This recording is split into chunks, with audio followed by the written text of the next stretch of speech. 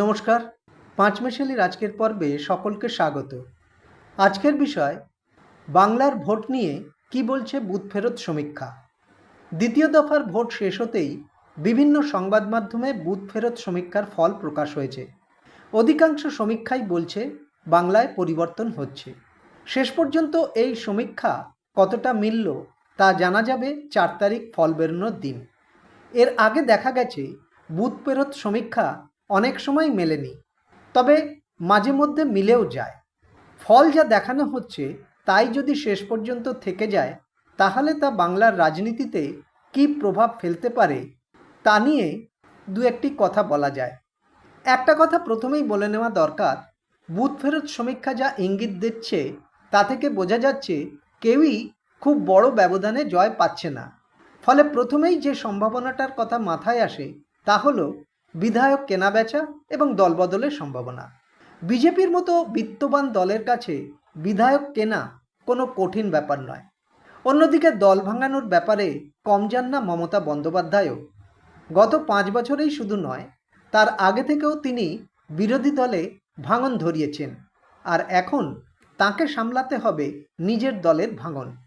এরপরে সবচেয়ে বড় ভয়ের এবং আতঙ্কের কথা হলো যে সম্ভাবনাটা মাথায় আসছে, রাজ্যের আইন শৃঙ্খলা পরিস্থিতির অবনতির সম্ভাবনা। রাজ্যে পালাবদল হলে সেই সম্ভাবনা উড়িয়ে দেওয়া যায় না।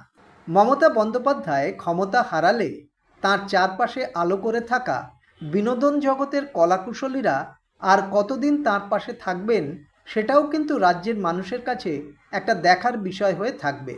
একইভাবে তথাকথিত বুদ্ধিজীবীদের অবস্থান কত দ্রুত বদলে যায় সেটাও মানুষ লক্ষ্য করবেন। এতক্ষণ যা বললাম তার ভিত্তি হলো বুথ ফেরত সমীক্ষার ফল যদি মিলে যায় তবেই এগুলো হতে পারে। এই প্রসঙ্গে দু একটা কথা বলাও জরুরি।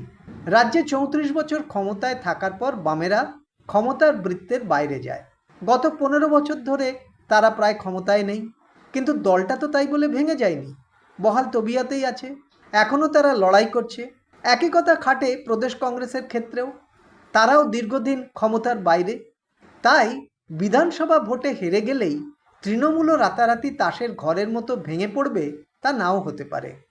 এখনও সংসদের 2 কক্ষে তাদের যথেষ্ট শক্তি আছে। বিরোধী আসনে বসতে হলেও তাদের আসন সংখ্যা কিন্তু লড়াই করার মতো জায়গাতেই থাকবে। এবার ধরা যাক বুথ ফেরত সমীক্ষা মিলল না, কারণ একটি বুথ ফেরত সমীক্ষায় বলা হয়েছে ফের ক্ষমতায় ফিরতে পারেন মমতা বন্দ্যোপাধ্যায়। তাদের হিসেবে বলছে তৃণমূল কংগ্রেস সর্বাধিক 187টা আসন পেতে পারে, অন্যদিকে বিজেপি পেতে পারে 110টি আসন।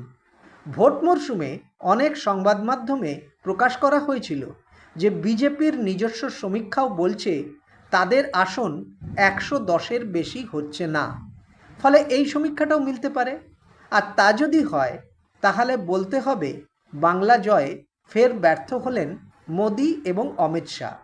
তবে সত্যিই বাংলার মানুষ কি চাইছেন তা জানা যাবে 4 মে। আজ এই পর্যন্ত। ভালো লাগলে সাবস্ক্রাইব করবেন, লাইক শেয়ার কমেন্ট করবেন, আর বেল আইকন অবশ্যই প্রেস করবেন। নমস্কার।